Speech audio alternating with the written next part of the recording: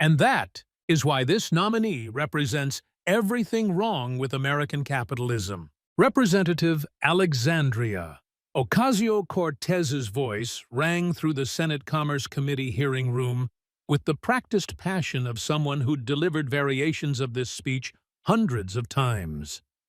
She stood at the witness table, hands gesturing emphatically, her designer blazer catching the television lights just right. Secretary-designate Morrison talks about free markets and economic opportunity, but what he really means is protecting billionaires while working families struggle to afford groceries. What he really means is tax breaks for his wealthy donors, while teachers can't afford rent. She turned slightly, her gaze sweeping across the Republican side of the dais, landing pointedly on the elderly senator from Louisiana. And some members of this committee, particularly those from states with long histories of plantation economics, seem perfectly content to return us to an era where the rich got richer and everyone else fought for scraps. The progressive activists in the gallery erupted in applause. Chairman Thompson gavelled weakly for order, but didn't seem particularly motivated to silence the demonstration. C-SPAN's cameras captured every moment. AOC's social media team, stationed in the back row, were already cutting clips for Twitter and TikTok. Senator John Kennedy sat at the far end of the Republican side, his reading glasses perched on his nose, apparently absorbed in doodling on a yellow legal pad. He'd drawn what looked like a crawfish, wearing a tiny crown surrounded by broken mirrors. Next to his pad sat a thick folder conspicuously thick with a label visible to anyone with decent eyesight. A. Ocasio-Cortez, Ethics Violations and Lifestyle Contradictions. Several reporters in the press section noticed the folder and began typing quietly. AOC's communications director, watching from the gallery, felt ice water run down her spine. Senator Kennedy, AOC continued, her voice sharpening, represents a particularly insidious form of this economic injustice. He hides behind his folksy accent and his cheap suits, pretending to be some simple country lawyer. But we all know what he really is, a defender of oligarchy, a protector of wealth, inequality, a man who consistently votes to give tax breaks to people like Jeff Bezos and Elon Musk, while his own constituents struggle with poverty. She leaned forward, pointing across the chamber directly at him. You sit there with your little jokes and your Louisiana charm, but your voting record tells the truth. You are a servant of the billionaire class. You are what's wrong with American politics, someone who sells out working people while pretending to be one of them. The room fell silent. Even her progressive supporters seemed to sense she'd gone too far. Attacking a nominee was one thing. Personally, attacking a sitting senator, calling him corrupt essentially, was another. Chairman Thompson opened his mouth to intervene, but Kennedy raised a single finger, just a slight gesture, asking for a moment. He set down his pen with the care of a surgeon placing a scalpel, removed his reading glasses, folded them with deliberate precision, then looked up at Alexandria Ocasio-Cortez with eyes that were calm, almost kind, but contained something that made her pause mid-breath. Ms. Ocasio-Cortez, he said softly, his Louisiana drawl thick as bayou mud. I appreciate your passion. I truly do. You speak with conviction, and that's admirable in a young person. But before you tell the American people what kind of man I am, I think they deserve to know what kind of woman you are. He opened the folder with the slow deliberation of someone who had all the time in the world. Let's start with something simple. September 13th, 2021. The Metropolitan Museum of Art Gala. You remember that evening, don't you? AOC's confident expression flickered. Just for a moment, but the cameras caught it. Senator, my attendance at the Met Gala as a New York elected official was entirely— I didn't ask if your attendance was appropriate, Kennedy interrupted gently. I asked if you remember it, because I surely do. Everyone in America remembers it. You wore a white dress with a message written across the back. What did that message say? She lifted her chin defiantly. Tax the rich. And I stand by that message. Tax the rich, Kennedy repeated, nodding slowly. Powerful statement. Really struck a chord with people. You made headlines all over the world. That was the point, wasn't it? Making headlines. The point was drawing attention to economic inequality. The point, Kennedy said, his voice still soft, but carrying clear across the chamber, was virtue signaling. Because if you actually cared about taxing the rich, and not just performing for the cameras, you wouldn't have accepted thousands of dollars in gifts that House ethics rules prohibit. You wouldn't have stiffed the working-class vendors who styled you for that event, and you sure as hell wouldn't have worn a dress designed by a woman who owes over $100,000 in unpaid taxes. He pulled the first document from his folder. But we're getting ahead of ourselves. Let's take this step by step, shall we, Mr. Chairman? If you'll indulge me, I have some questions for the witness. Real questions, about real documents, with real consequences. Chairman Thompson, caught completely off guard by the turn in proceedings, could only nod. Proceed, Senator Kennedy. AOC remained standing, but her hands had moved from confident gestures to gripping the edge of the witness table. Kennedy adjusted his glasses and smiled the kind of smile a chess master gives when announcing checkmate in 12 moves.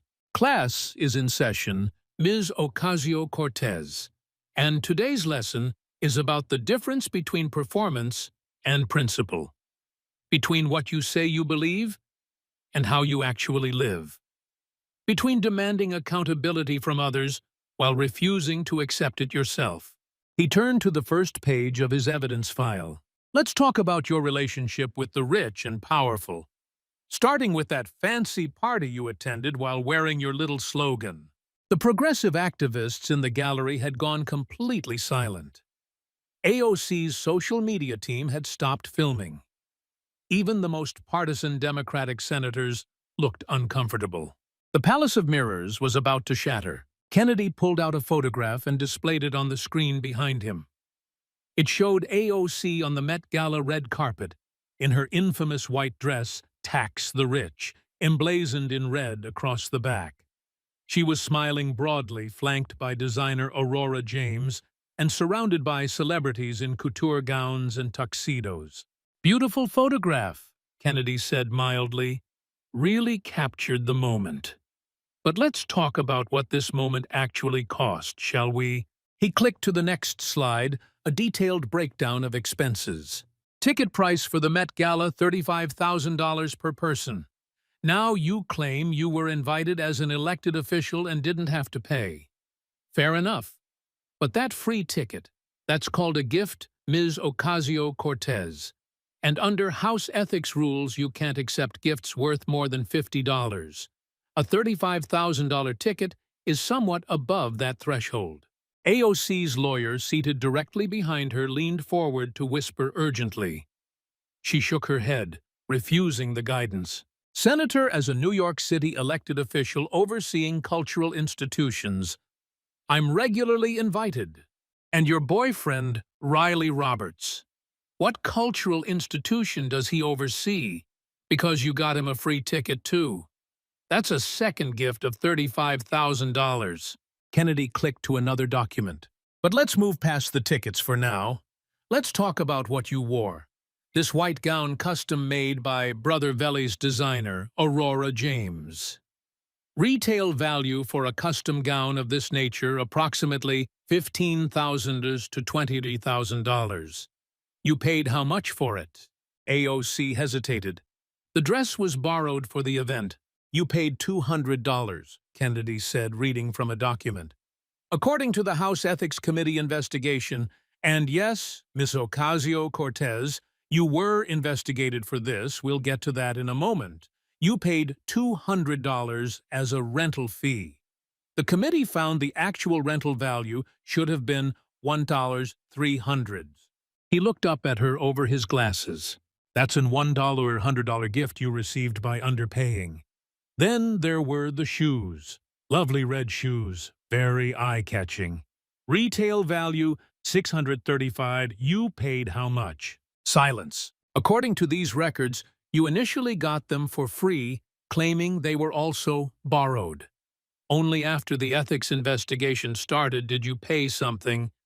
Let's see. You classified them as rentals at a reduced price, still well below fair market value. Kennedy pulled out another page. Then we have designer handbag, jewelry, hairstyling, makeup services, hotel room for you and Mr. Roberts, transportation. All of these goods and services provided to you in connection with this event. Total value, according to the Office of Congressional Ethics, over 7,300s. He let that number hang in the air. Ms. Ocasio-Cortez, when did you pay for these goods and services? My office handled the payments in accordance with... When did you pay? Kennedy repeated, his voice patient but firm. AOC's lawyer stood up. Mr. Chairman, I need to consult with my client. She can consult after she answers, Kennedy said pleasantly. It's a simple question. When were the vendors paid? AOC took a breath. Payments were processed over several months as invoices were received. Let me help you with the timeline, Kennedy interrupted, pulling out a detailed document. The Met Gala occurred on September 13, 2021. Industry standard for event services is payment within 30 days, so payments should have been completed by mid-October 2021 at the latest. Is that correct? I'm not familiar with industry standards for... Your makeup artist, Kennedy continued reading from the document. She completed services on September 13, 2021. Sent her first invoice on September 20, 2021. Sent a second invoice on October 25, 2021. Sent a third invoice on November 30, 2021. On January 26, 2022, more than 4 months after the event, she filed a complaint with the Department of Labor against your campaign. Still no payment. He looked up. On February 23, 2022, her agency notified your staff that they would be filing a legal complaint if payment wasn't received by end of business the next day. Only then, 5 months after the event was, she finally paid. Kennedy clicked to an email displayed on the screen. Here's the email from the Makeup Artists Agency, dated February 23, 2022. We have been extremely patient, but this is now significantly overdue and affecting our business. We need payment immediately, or we will pursue legal action. He turned back to AOC. You stiffed a working-class makeup artist for 5 months, and when she threatened to sue, only then did you pay her. Is that your idea of championing workers? The hearing room erupted in murmurs. Reporters were typing furiously. AOC's face had gone from confident to pale. The hairstylist, Kennedy continued relentlessly. Similar story. Services rendered September 13, 2021. First invoice, September 15, 2021. Final payment, February 24, 2022. 5.5 months late after threats of legal action. He pulled out more documents. Hotel bill for you and Mr. Roberts. September 2021 charges. Paid December 2021. 3 months late. Transportation services. September 2021. Paid November 2021. 2 months late. In fact, according to the House Ethics Committee's investigation, he held up an official document with the House seal. And I'm quoting directly from the committee's findings published July 25, 2025. While Representative Ocasio-Cortez appears to have now paid for the rental value of the attire she wore to the Met Gala, and for the goods and services she and her partner received in connection with this September 2021 event payment, for these goods and services did not occur until after the Office of Congressional Ethics contacted her in connection with this review. Kennedy set down the document and looked directly at AOC. Let me translate that committee speak into plain English. You didn't pay your bills until you got caught. You accepted thousands of dollars in gifts and services, stiffed the vendors for months, and only paid up when federal investigators came knocking. He leaned back in his chair. You wore a dress saying, "Tax the rich," to a party for rich people, while accepting gifts from rich people, and then you stiffed the working-class people who styled you for the event. The irony is so thick you could spread it on toast. Senator Rand Paul leaned into his microphone. Mr. Chairman, might I ask the witness a follow-up question? Thompson nodded weakly. Ms. Ocasio-Cortez, Paul said, you've positioned yourself as a champion of workers' rights. You've supported numerous bills for immediate payment to workers' protections against wage theft and so on. Can you explain why you personally failed to pay workers for months, requiring threats of legal action before you met your obligations? AOC's hands were shaking slightly. Senator Paul, there were administrative issues with processing. Administrative issues, Kennedy repeated. That's an interesting way to describe ignoring bills for 5 months. Let me ask you this. Do you think the makeup artist had administrative issues when her rent came due? Do you think the hairstylist had administrative issues when she needed to pay her employees? He didn't wait for an answer. These weren't administrative issues, Ms. Ocasio-Cortez. This was you accepting free goods and services from people who couldn't afford to give them to you for free, and then making them wait and beg and threaten legal action before you paid. That's not administrative. That's exploitation. Kennedy pulled out another document. And speaking of exploitation, let's talk about who designed your Tax the Rich dress. Aurora James, founder of Brother Vellies. You called her, and I'm quoting your Instagram post, a brilliant working-class designer. Is that correct? Aurora is an incredibly talented...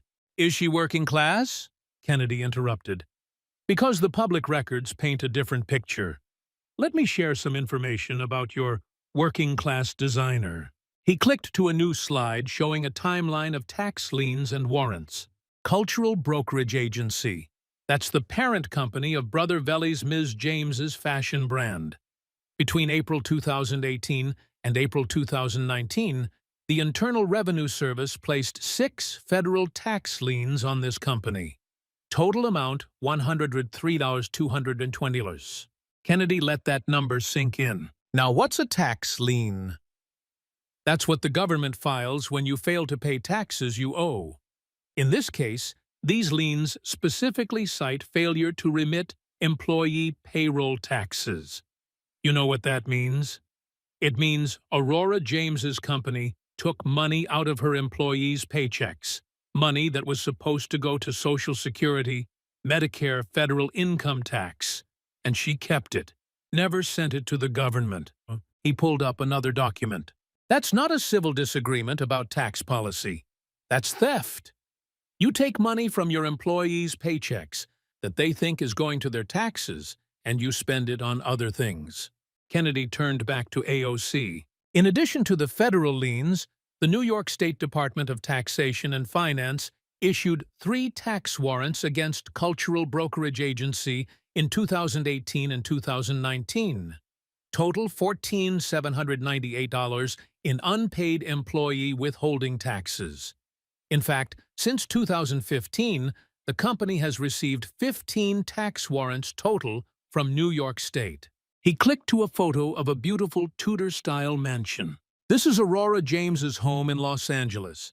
She purchased it in September 2020 for $1.6 million. 7,000 square feet. Cathedral ceilings, hot tub, master bedroom fireplace. Very nice. Except she owes $2,500 in property taxes on this house. The Los Angeles County Assessor's Office has listed the property as delinquent. Kennedy looked up at AOC with something approaching genuine confusion. So let me understand, this Aurora James can afford to buy a $1.6 million mansion in Los Angeles, but she can't afford to pay her property taxes. She can't afford to remit her employees' payroll taxes. Does that sound like a working-class designer to you? He pulled out more records. Oh, but it gets better. In October 2019, The New York State Workers' Compensation Board fined cultural brokerage agency $17,000 for failing to carry workers' compensation insurance. As of the date of these records, the company owes $62,700 to the board and has made 0 payments. Kennedy set down the documents and removed his glasses. Ms. Ocasio-Cortez, you wore a tax-the-rich dress designed by a woman who doesn't pay her taxes. You attended a gala for the wealthy while accepting gifts you weren't allowed to receive. You stiffed working-class vendors for months. And then you have the audacity to come before this committee and lecture us about economic justice. He opened another section of his folder.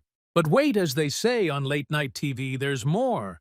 Let's talk about how Ms. James treats her employees. Kennedy pulled out what appeared to be statements from former employees. I have here statements from multiple former employees of Brother Veli's. Let me read you a few excerpts. I experienced a lot of harassment when I worked for her.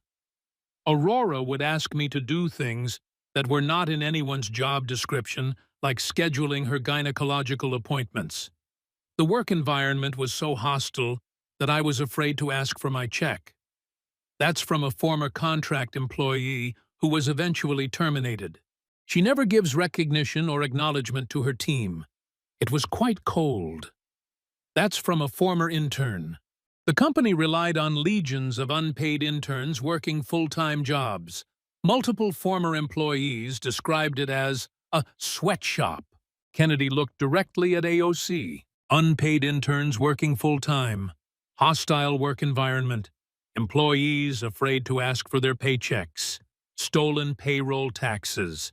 And this is the woman you chose to design your Tax the Rich dress and called a champion of the working class. He clicked to one final slide, a side-by-side comparison. On one side, Aurora James's tax debts, over $100,000 in liens and warrants. On the other side, Aurora James's 2016 donation to Hillary Clinton's campaign, $2,700. Kennedy smiled humorlessly. She had money to donate to political campaigns. She had money to buy a $1.6 million mansion. She had money to jet set to Morocco, the Hamptons, France, Indonesia, Mexico, and Italy, based on her Instagram. But she didn't have money to pay her employees' taxes or her workers' compensation insurance. He turned back to AOC. And you held her up as a role model. You wore her dress as a symbol of your commitment to economic justice.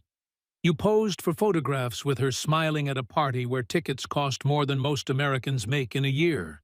Kennedy gathered his papers. Ms. Ocasio-Cortez, the House Ethics Committee investigated you for nearly 3.5 years over this incident. They reviewed over 12,000 pages of documents. They interviewed multiple witnesses. And on July 25, 2025, they issued their findings. He held up the official report. I'll read the key conclusion.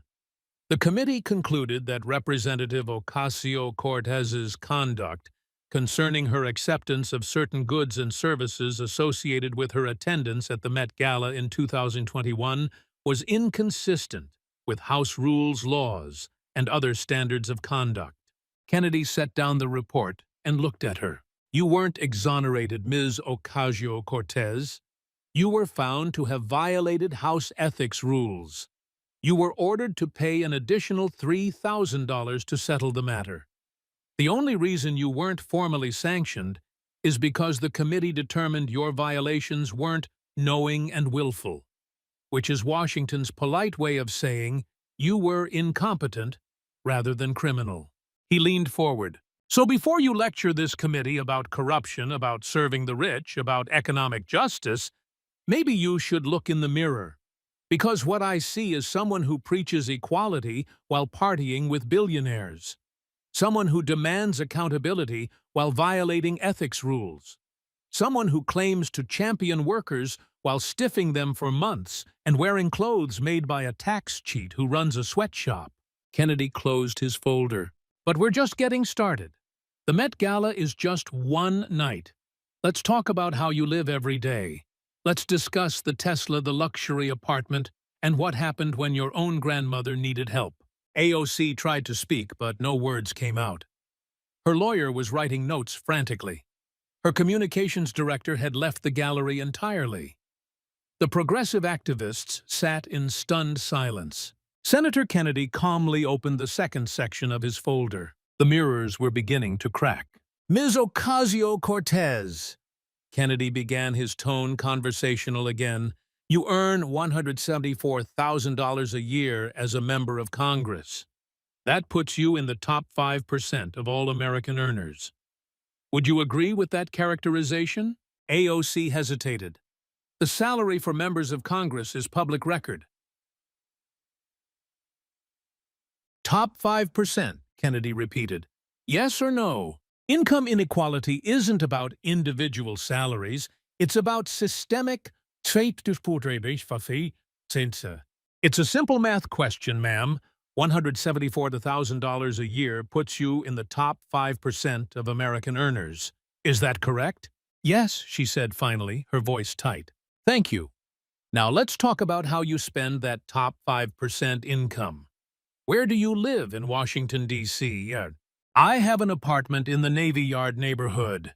The Park Riverside complex, correct." Kennedy pulled out real estate listings.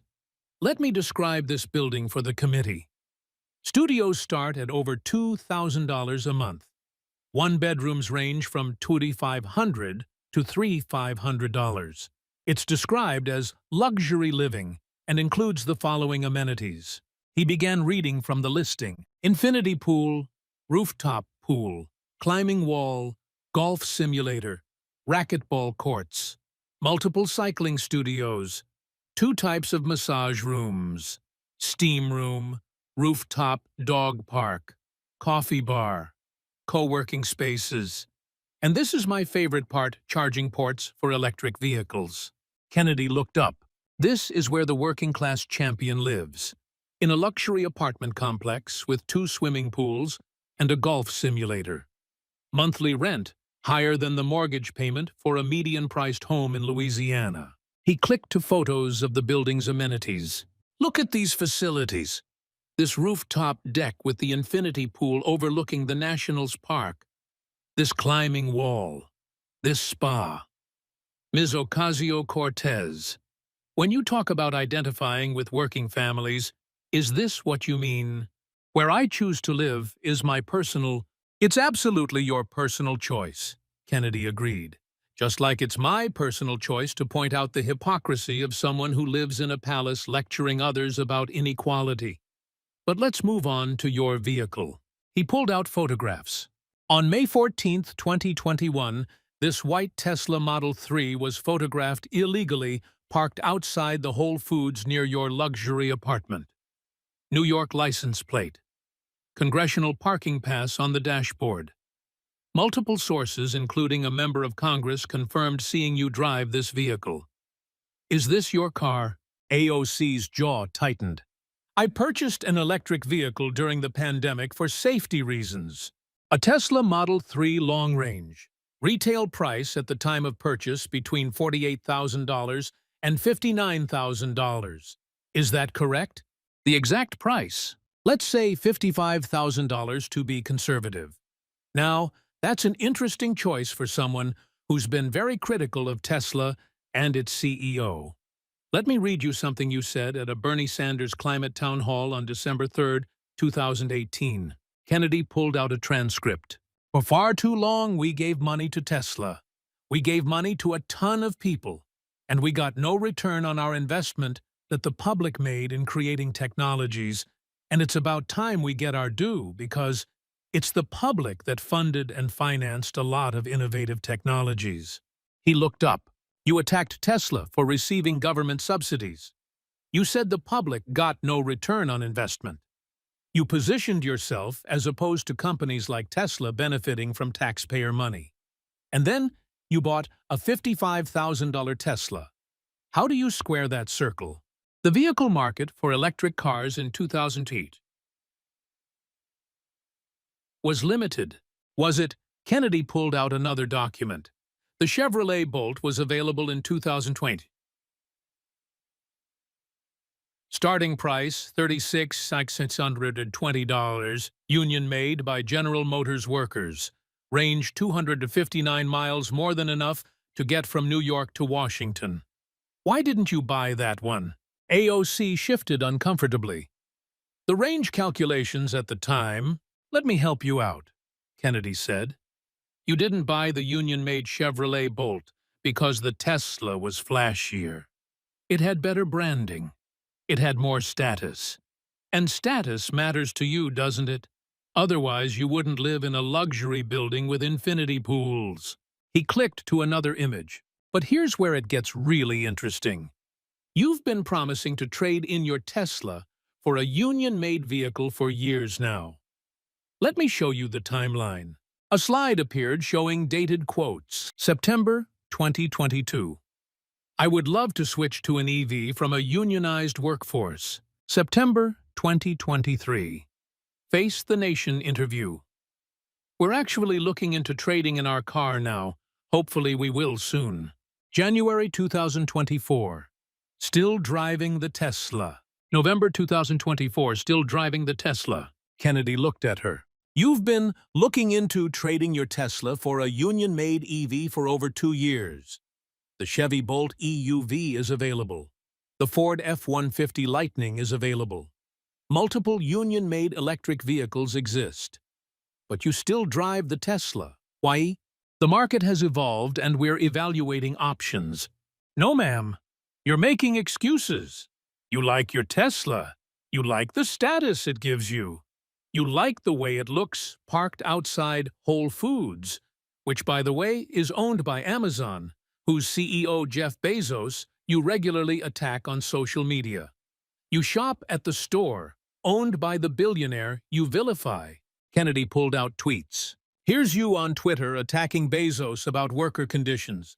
Here's you leading the campaign that killed Amazon's HQ2 in Queens, a project that would have brought 25,000 jobs to your district. You called it a victory when Amazon pulled out. He looked up.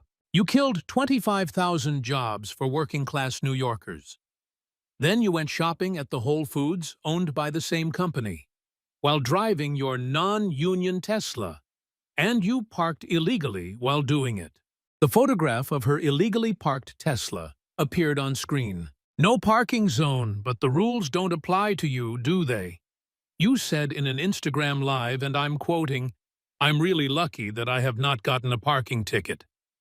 Lucky no Ms. Ocasio-Cortez. You're privileged. You have a congressional parking pass that lets you ignore the rules everyone else follows. Kennedy leaned back. Let me paint the full picture for the committee. A congresswoman who makes $174,000 a year, top 5% of earners, lives in a luxury apartment with 2 pools and a golf simulator, drives a $55,000 Tesla made by non-union workers from a company she publicly attacks shops at stores owned by billionaires. She claims to oppose parks illegally and has spent 2 years promising to buy a union-made car while never doing it. He turned directly to AOC. That's not championing workers. That's championing yourself. That's enjoying all the privileges of wealth while performing outrage about inequality. That's living in a palace while claiming to identify with people who can barely afford rent. Senator Josh Hawley leaned into his microphone. Mr. Chairman, if I might ask a follow-up. Thompson nodded, looking like he wished he were anywhere else. Ms. Ocasio-Cortez, Hawley said, you frequently use the term democratic socialist to describe your politics. Can you explain how owning a luxury vehicle, living in luxury housing and shopping at luxury stores squares with socialist principles? AOC's face flushed red. Socialism isn't about personal poverty, it's about systemic change. But it's not about personal luxury either, is it? Hawley pressed. When you advocate for wealth redistribution, are you planning to redistribute your own wealth? Your Tesla, your luxury apartment? That's a mischaracterization of democratic socialism. It's a simple question, Kennedy interjected softly. You want to redistribute other people's wealth. What about yours? The silence was deafening. Kennedy opened another section of his folder. But let's talk about family, Ms. Ocasio-Cortez. Let's discuss what happened when your own grandmother needed help, because that might be the most revealing story of all. AOC's eyes widened slightly. Her lawyer put a hand on her shoulder, but she shook it off. This, Kennedy said, is where we see what you really value, and it's not your family. Kennedy pulled out a printed screenshot of a tweet and displayed it on the screen. June 2nd, 2020 tweets. You posted this on Twitter. Just over a week ago, my abuela fell ill. I went to Puerto Rico to see her, my first time in a year plus BC of COVID. This is her home. Hurricane Maria relief hasn't arrived. Trump blocked relief dweller for PR. People are being forced to flee ancestral homes and developers are taking them. The images appeared on screen, a room with a sagging ceiling, buckets on the floor, catching dripping water, peeling paint, visible water damage. Heartbreaking images, Kennedy said. Your grandmother living in these conditions. Your tweet went viral. Everyone felt sympathy for your abuela. You blamed President Trump for blocking relief money. He looked up at AOC. But some people had questions. Questions like, why is a congresswoman who makes $174,000 a year, drives a $55,000 car, and lives in a luxury apartment, allowing her own grandmother to live like this? He pulled out conservative responses to her tweet. Matt Walsh, a commentator for the Daily Wire, tweeted, "Shameful that you live in luxury while allowing your own grandmother to suffer in these squalid conditions." Strong words. But he didn't just tweet. He took action. Kennedy displayed the GoFundMe page. On June 4th, 2021, Mr. Walsh created a GoFundMe campaign titled Save AOC's Abuela's Ancestral Home. Goal $48,990, roughly the cost of your Tesla. The description read, and I quote, "On June 2nd, Congresswoman Alexandria Ocasio-Cortez reported to Twitter that her dear abuela has fallen ill and continues to live in squalid conditions since her home was ravaged by Hurricane Maria. One cannot be certain of the cost to repair Grandma's house, but surely most of the work could be completed for the price of AOC's shiny Tesla Model 3. Sadly, virtue signaling isn't going to fix Abuela's roof. So we are." Kennedy looked at AOC, whose face had gone pale. Mr. Walsh donated $499, the cost of a monthly Tesla lease payment, to start the fund. He challenged other conservatives to match his donation. And you know what happened? He clicked to show the fundraising total. Within 48 hours, the campaign raised over $104,000, more than double the goal. Thousands of Americans, many of them conservatives, who disagree with your politics, donated money to help your grandmother. Not because they support you, because they have basic human decency. Kennedy pulled out the next document. Mr. Walsh reached out to you on Twitter. He sent you a direct message asking for the necessary information to ensure the money would get to your grandmother. He wanted bank details, contact information, whatever was needed, to transfer $104,000 to repair her home. He looked up. "What did you do, Ms. Ocasio-Cortez?" Silence. You ignored him. Completely. Never responded to his messages. Never acknowledged the fundraiser. Never said thank you. Just silence. Kennedy pulled out an email screenshot. Then on June 5th, 2021, GoFundMe contacted Mr. Walsh with this email. Let me read it. When a fundraiser is created to benefit another individual and the beneficiary does not accept the funds, it is standard practice to fully refund all donors.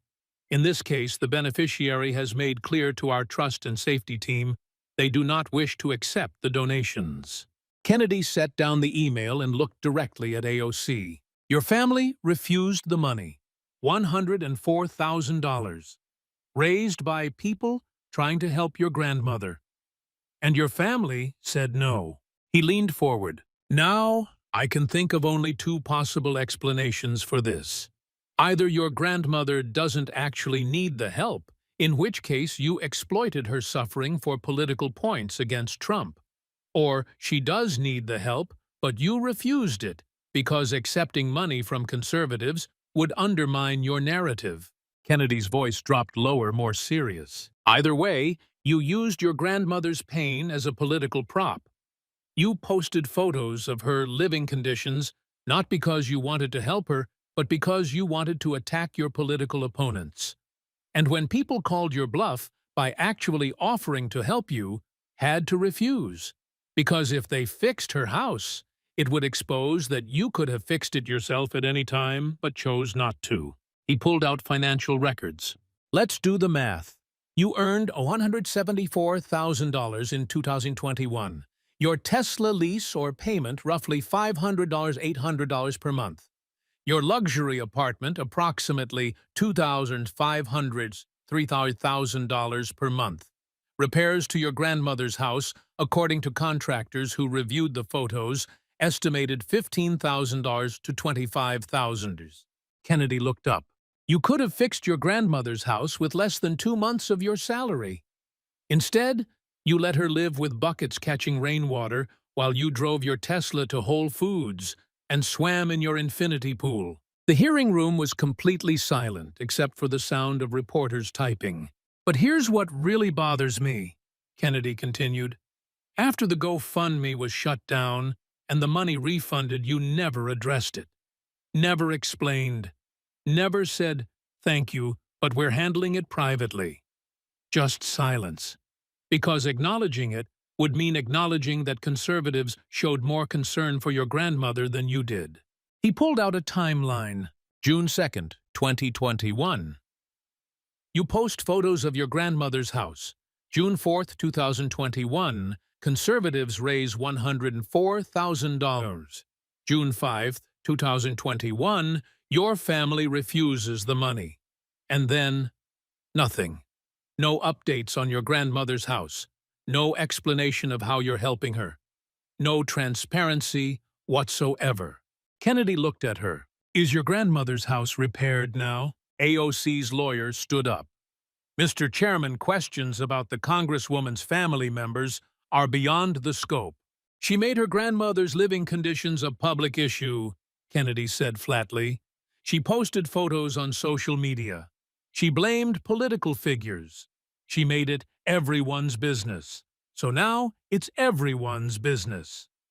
Answer the question, Ms. Ocasio-Cortez. Is your grandmother's house repaired? AOC's voice was barely audible. My grandmother has housing. That's not what I asked. Is the house you photographed the one you said Trump abandoned? Is it repaired? The situation with hurricane relief in Puerto Rico is complex. It's a yes or no question. Yes or no? AOC looked down at the table. I'm not going to discuss my family's private. You already did. Kennedy's voice rose slightly the first time he'd shown real emotion. You posted the photos. You made it a campaign issue. You used her suffering to attack your political enemies. You don't get to hide behind privacy now. He gathered himself, returning to his calm demeanor. Let me tell you what this looks like to the American people. It looks like a rich congresswoman who doesn't help her own grandmother while living in luxury. It looks like someone who uses family members as political props. It looks like someone who refused $104,000 in charity, not because the money wasn't needed, but because it came from the wrong people. Kennedy pulled out one more document. In the week after your grandmother tweets, you attended multiple fundraisers in New York and Washington. Your campaign finance reports show you raised over $300,000 that week. You had time and energy to raise money for yourself, but your grandmother, she could wait. He looked directly at AOC. You lecture us about caring for vulnerable people. You demand we support government programs to help families in need. But you won't help your own grandmother with your own money. That's not hypocrisy, Ms. Ocasio-Cortez. That's something worse. That's using the suffering of your own family to gain political advantage. Kennedy closed the folder on that section. But I want to be clear about something. This isn't about your grandmother specifically. This is about a pattern. A pattern of saying one thing and doing another. A pattern of demanding from others what you refuse to give yourself. A pattern of performance over principle. He opened his final folder. And that brings us to the big picture. Let's put all these pieces together and see what they tell us about who you really are. Kennedy stood up from his seat, an unusual move that drew every eye in the chamber. He walked to the display screen and stood beside it, his Louisiana frame tall and deliberate. Ms. Ocasio-Cortez, I want to show the American people something. A comparison, a before and after, if you will. He clicked to a split screen. On the left, AOC's tweets and public statements. On the right, her actual conduct. Left side, tax the rich.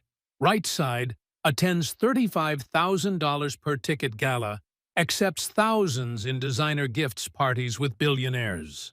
Click. Left side, champion of workers. Right side, stiffs makeup artists and hairstylists for 5 months, wears dress by designer who runs sweatshop with unpaid interns. Click. Left side attacks. Tesla and Elon Musk. Right side drives $55,000. Tesla refuses to buy union-made alternative. Click. Left side attacks. Jeff Bezos and Amazon. Right side shops at Whole Foods owned by Amazon kills 25,000 Amazon jobs in Queens. Click. Left side. Healthcare is a human right. Right side. Designer's company fails to pay workers' compensation insurance, leaving employees unprotected. Click. Left side posts. Photos of grandmother's suffering. Right side refuses $104,000 in donations to help her, never reveals if house was repaired. Click. Left side, I identify with working families. Right side, lives in luxury apartment with infinity pool and golf simulator, earns top 5% income. Kennedy turned away from the screen to face AOC directly. Do you see the pattern? Every single position you take publicly is contradicted by how you actually live. You've built what I call a palace of mirrors. Everything looks righteous and principled on the surface, but it's all reflection. No substance, no consistency, no integrity. He walked slowly back toward his seat. The palace of mirrors works like this. You take a position that sounds good. Tax the rich. That's your mirror on the left. It reflects an image of someone who cares about inequality. But turn that mirror around and what do we see? Someone who parties with the rich. Someone who accepts gifts from the rich. Someone who won't pay the non-rich workers who served her. Another mirror, champion of workers. Looks great from the front, but behind it, a woman who stiffs vendors, wears clothes made in what employees call a sweatshop, refuses to buy union-made cars, and killed 25,000 working-class jobs in her own district. Kennedy sat back down, and his voice quieter now, but somehow more powerful. You've surrounded yourself with these mirrors. Stand in the middle, and all you see are reflections of how righteous you look, how principled, how committed to justice. But the rest of us, we can walk around those mirrors. We can see what's behind them. And what's behind them is someone who doesn't believe a word she says. He pulled out one final document. The House Ethics Committee investigation into your Met Gala attendance took 3.5 years. They reviewed 12,000 pages of documents. They interviewed dozens of witnesses. They examined every email, every invoice, every payment. And you want to know what they found? Kennedy read from the report. Representative Ocasio-Cortez's violations were not knowing and willful. That means they determined you didn't deliberately set out to break the rules. You weren't consciously corrupt. You were just careless, entitled. You thought the rules didn't apply to you. He set down the report. And that's the truth, isn't it? You don't think the rules apply to you. Ethics, rules about gifts. Those are for other people. rules about paying vendors on time for other people, expectations that you'll practice what you preach for other people. Kennedy looked at her with something almost like pity. You've convinced yourself that your intentions are so pure, your cause so righteous, that the normal rules of consistency and integrity don't matter. You can attack the rich while partying with them. You can champion workers while exploiting them. You can demand others pay their fair share while wearing a dress made by a tax cheat. He paused. But here's the thing about palaces made of mirrors. They're fragile. One crack, and the whole thing shatters. And today, Ms. Ocasio-Cortez, we've put a lot of cracks in your palace. Kennedy gathered his folders. You came here to question a nominee's fitness for office. You attacked his character. You called me corrupt. You lectured us about serving the people versus serving the rich. But you have no standing to judge anyone. Your own conduct has disqualified you from claiming any moral authority. He looked directly at her one last time. So let me ask you directly. Do you actually believe the things you say, or is it all just performance? Because from where I sit, it looks like you've built an entire career on saying what sounds good while doing what benefits you. And that's not democratic socialism. That's not championing the working class. That's narcissism wrapped in progressive rhetoric. Kennedy stood. Mr. Chairman, I'm done with this witness. She has no credibility to judge this or any other nominee. I move that we end her testimony and proceed with our actual business evaluating the qualifications of Secretary-designate Morrison, who, unlike some people in this room, has never violated ethics rules, never stiffed working-class vendors, and never used his own grandmother as a political prop. Chairman Thompson, looking relieved to finally have an exit, nodded quickly. Ms. Ocasio-Cortez, you're dismissed. Thank you for your testimony.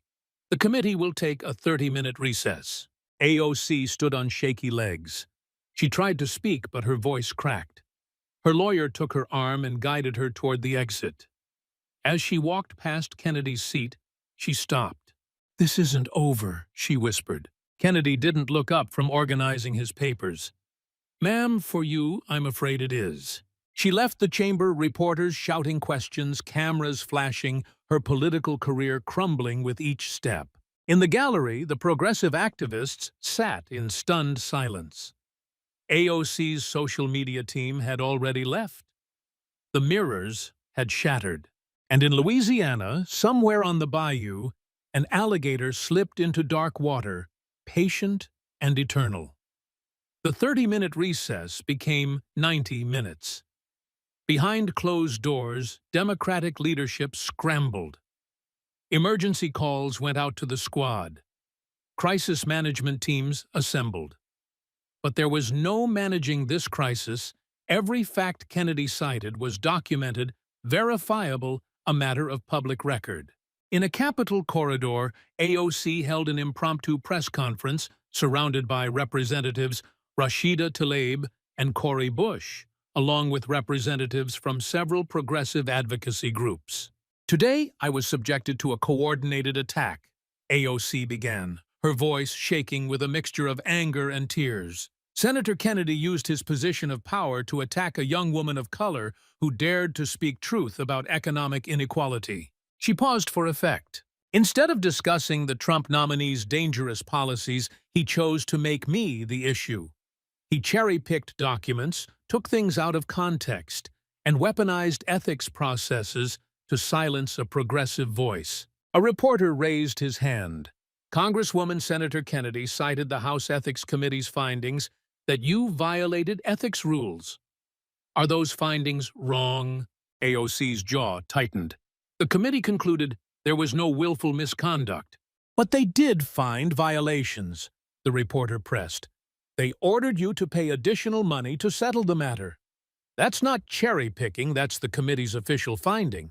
The ethics process is often weaponized against women of color. Another reporter. What about your Tesla? You've promised for 2 years to buy a union-made vehicle but haven't. Senator Kennedy's timeline on that was accurate, wasn't it? My personal vehicle choices are not the issue here. But you made them the issue, a third reporter interjected. You've criticized others for not supporting union workers while you drive a non-union Tesla. How do you respond to that? AOC's communications director stepped in. We're not going to litigate every conservative talking point. The Congresswoman came to the Senate to discuss serious policy concerns and instead was subjected to a personal attack. This press conference is over. But the reporters kept shouting questions as AOC walked away. What about your grandmother's house? Why did your family refuse the donations? Did you pay the Met Gala vendors on time or not? Do you still live in the luxury building with the infinity pool? AOC and her team fled down the corridor, the questions echoing behind them. By the time the hearing reconvened, the political world had exploded. On Twitter's X, Kennedy destroyed. See 5.2. 2 million tweets. Palace of Mirrors, 3.8 million tweets. Met Gala, hypocrisy, 2.1 million tweets. The video clips had already been viewed over 150 million times across all platforms. Conservative media was in rapture. Liberal media was in crisis mode. But mainstream outlets were simply reporting the facts because the facts were damning enough. CNN's Jake Tapper opened his show, "Whatever your politics, what happened in the Senate today was remarkable." A member of Congress who's built her brand on calling out hypocrisy had her own contradictions systematically exposed using her own financial records and official ethics findings. MSNBC struggled to find an angle. Rachel Maddow tried. The Republican attack on Alexandria Ocasio-Cortez today was clearly coordinated, but her own panel pushed back. Rachel, a Democratic strategist, interrupted. I've read the Ethics Committee report. The delayed payments are real. The violations are real. This isn't a Republican attack. These are documented facts. Fox News ran the entire hearing footage in primetime with minimal commentary. The facts spoke for themselves. By midnight, a polling collapse. These favorability in NY14 dropped from 68% to 52% in 6 hours. National favorability among Democrats, down 15 points. Independents, 23 points. Political fallout. 3 major Democratic donors announced they would support a primary challenger. House Democratic leadership privately discussed. Asking her to step back from committee work, squad members offered tepid support statements, but none defended her specific conduct. On media dominance, 347 million video views by day's end, trending #1 in 31 countries. 12.4 million tweets. Saturday Night Live already writing sketches. Within 48 hours, the consequences accelerated. Richie Torres, a moderate Democrat, representing the Bronx, announced he was considering a primary challenge. New York's 14th district deserves representation that focuses on delivering results, not performing for social media, he said carefully. His exploratory committee raised $1.2 million in the first 72 hours. The House Ethics Committee announced it was reviewing additional matters related to AOC's campaign finance practices and vendor payments. The carefully worded statement was devastating. They only announced reviews when they had substantial evidence. House Democratic leadership quietly suggested AOC focus on constituent services rather than high-profile committee work. She was removed from lead sponsor status on 3 bills. Committee chairs stopped inviting her to strategy sessions. Ilhan Omar offered vague support. We stand with members who fight for working families. Note didn't defend AOC's specific conduct. Rashida Tlaib silent for 36 hours. Then posted about a different issue. AOC's closest ally Cori Bush lost her own primary 2 months prior, couldn't help. A New York Times investigative piece dropped "The Contradictions of AOC, a Pattern of Performance over Practice." The 6,000-word article documented every instance of her criticizing behavior she herself engaged in, timeline of promises versus actions, union car vendor payments, etc. Interviews with former staffers describing a culture of entitlement, financial analysis showing her lifestyle inconsistent with her rhetoric. The Washington Post followed with "The Met Gala Ethics Case, How AOC's Defense Evolved from I Did Nothing Wrong to It Wasn't Willful." Even progressive outlets had to cover it objectively. The Intercept, usually sympathetic, ran a piece, "Can AOC Survive Her Own Contradictions?"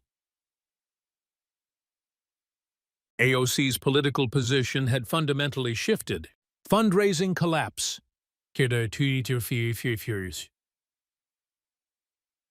Fundraising $2.1 million. Q1 2025. After Kennedy, $623,000. Major donors fled. Small dollar donations down 67%. Meanwhile, her potential primary challenger raised $3.4 million in first month, endorsed by two major unions, ironically, including UAW. Support from moderate Democrats tired of squad drama. Media transformation. No longer invited on cable news shows too controversial. Progressive podcasts still supportive, but even they asked hard questions. Comedy shows made her the punchline. Palace of Mirrors became shorthand for political hypocrisy. And back home, our town halls became contentious. Constituents asked about the Tesla, the apartment, the grandmother. Local press aggressive in questioning. Primary polling showed her lead shrinking 52 to 31, previously 68 to 15. 3 months after the hearing, AOC gave an interview to The New Yorker, attempting to rehabilitate her image. The reporter asked about the grandmother situation. "Have you repaired your grandmother's house?" Long pause. "My family has made arrangements for my grandmother's care." "That's not what I asked. The house you photographed, the one with the leaking roof, has it been repaired?" The situation with hurricane relief in Puerto Rico is ongoing. Congresswoman Matt Walsh raised $104,000 specifically to repair that house. Your family refused it. If the house needed repairs and you couldn't afford it, why refuse the money? And if you could afford it, why didn't you fix it yourself? Another long pause. "I think we're done here." The interview ended. The article, when published, was titled "AOC Can't Answer the Simplest Questions About Her Own Conduct." 6 months later, AOC announced she would not seek re-election. The statement was carefully crafted.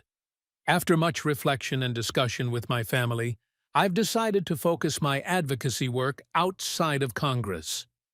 I'm incredibly proud of what we've accomplished, but I believe I can be most effective fighting for progressive values in a different capacity."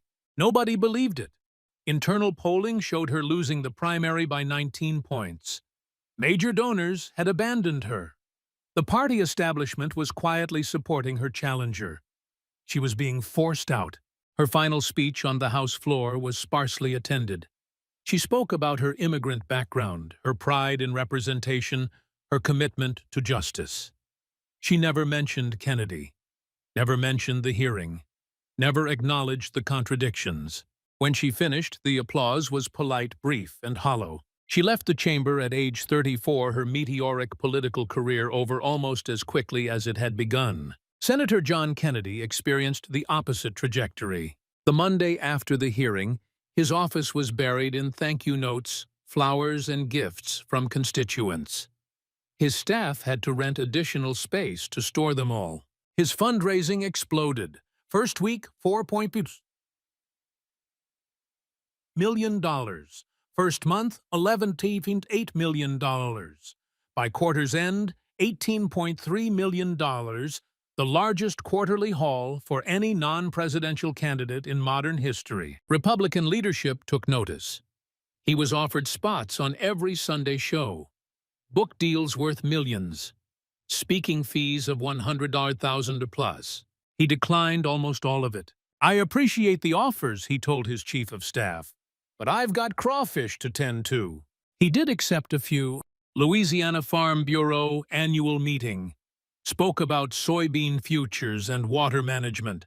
Mentioned the hearing once. Sometimes you have to remind folks that actions speak louder than words. Now about those irrigation subsidies. And Tulane University commencement address. Gave the graduates advice about integrity. Build your life on truth, not mirrors. Mirrors can make you look good, but they shatter easy. Truth might not be pretty, but it's solid. It lasts. One appearance on Fox News Sunday. Kept it brief. Host: "Senator, you've become a conservative hero. Any plans for higher office?" Kennedy: "I'm 73 years old. Higher office sounds like a lot of stairs. I'm happy right where I am." Host: "You effectively ended a colleague's career." Kennedy: "No, ma'am, I didn't end her career. She did. Every fact I cited was real. Every question I asked was fair. If you can't defend your own conduct, you shouldn't be questioning others." Host: "Any regrets?" Kennedy smiled slightly. "Only that it was necessary. I wish we lived in a world where people meant what they said and practiced what they preached. But we don't. So sometimes you have to turn on the lights and expose what's hiding in the shadows." 3 months after the hearing, on a warm Saturday afternoon, Senator John Kennedy sat on his back porch in Madisonville, Louisiana. The sun was setting over the bayou, painting the water in shades of amber and gold. His grandson, Johnny Jr., sat beside him with a fishing pole. They'd been there for 3 hours, catching and releasing bass, talking about school and baseball and life. Kennedy's phone buzzed in his pocket. Another interview request from a national magazine. He ignored it, as he'd ignored the previous 67. "Papa," Johnny said, checking his line, "my teacher showed us the video at school. Everybody was talking about it." Kennedy smiled, adjusting his own line. "What did they say? That you made that lady cry? That you were really tough on her?" Tommy said his mom cheered. Kennedy was quiet for a moment, watching a great blue heron glide across the water. "I wasn't trying to be tough, son. I was just asking questions that needed asking. But you had all those papers. You knew all that stuff about her. Were you scared?" "Scared, no, Johnny, not even a little bit." "Why not?" Kennedy reeled in his line, slowly thinking about how to explain it. "You know how your mama always tells you the truth matters even when it's hard." Johnny nodded. "Well, that lady built her whole career on saying things that sounded good. But she didn't live by those things. She said one thing and did another. And I had proof, real documents, real facts. When you have truth on your side, you don't need to be scared." Abbas struck Johnny's line a good one. "Papa, I got him." "Easy now," Kennedy coached, setting down his own rod. "Keep your tip up. Let him run. That's it. Now reel steady." The fish fought hard, breaking the surface twice. Johnny worked it patiently, just like Kennedy had taught him. After 2 minutes, Kennedy scooped the net under a beautiful 3-pound largemouth. "Look at him, Papa." Kennedy examined the fish carefully. "That's a fine bass, Johnny. You did real good. Can we keep him?" Kennedy looked at the fish, then at his grandson. "Here's what I think. This one's got a lot more growing to do. Let's throw him back so he can get bigger and smarter. Then, maybe we'll catch him again next year after he's learned from his mistakes." "You think fish remember getting caught?" "I think everything remembers getting caught," Kennedy said, gently removing the hook. "Getting caught teaches you to be more careful, to think twice before you bite something that looks too good to be true." He lowered the base back into the water. It paused, as if considering what had just happened, then disappeared into the depths. "Is that what happened with that lady? She got caught." Kennedy cast his line again. "That's exactly right, son. She spent years biting at things that looked good. Fame, attention, applause, without thinking about whether her actions matched her words. And eventually, she got caught. Will she be more careful next time? I don't know if there'll be a next time for her. But other people watching, they learned the lesson. That's the thing about truth. When it catches one person in a lie, it teaches 1,000 others to think twice. They fished in comfortable silence as the sun completed its descent. Bats emerged to hunt insects. A bullfrog began its deep call. The bayou came alive with evening sounds.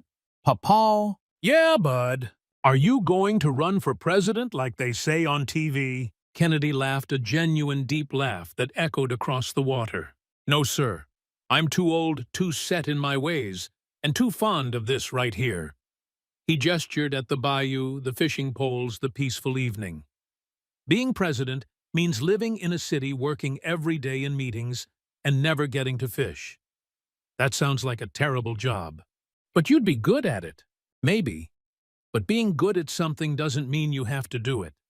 Sometimes the best thing is doing exactly what you're meant to do right where you are. And I'm meant to be here in Louisiana, representing folks like you and your mama and fishing in this bayou. Will you keep being a senator? For a while longer. Until they get sick of me, or I get sick of them, whichever comes first. He grinned. Johnny giggled. "You're funny, Papo. And you're a good fisherman. Getting dark, though. Time to head in. Your grandma's making gumbo." 5 more minutes. Kennedy smiled. "All right, 5 more minutes." They sat in the gathering darkness, lines in the water, 3 generations of Louisiana wisdom sitting side by side. Kennedy thought about AOC's destroyed credibility, about the lesson Washington had learned, about truth's slow but inevitable victory. But mostly, he thought about this teaching his grandson to fish, and tell the truth, and do the right thing, even when it's hard. This was what mattered.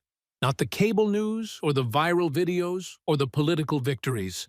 This, the bayou, the truth, the next generation. As full darkness fell, they packed up their gear and walked back to the house where Kennedy's wife had hot gumbo waiting, and the television was mercifully turned off.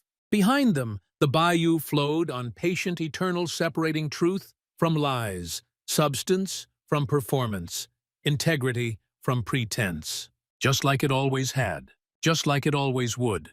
The palace of mirrors had shattered, and in Louisiana, the bayou remembered everything.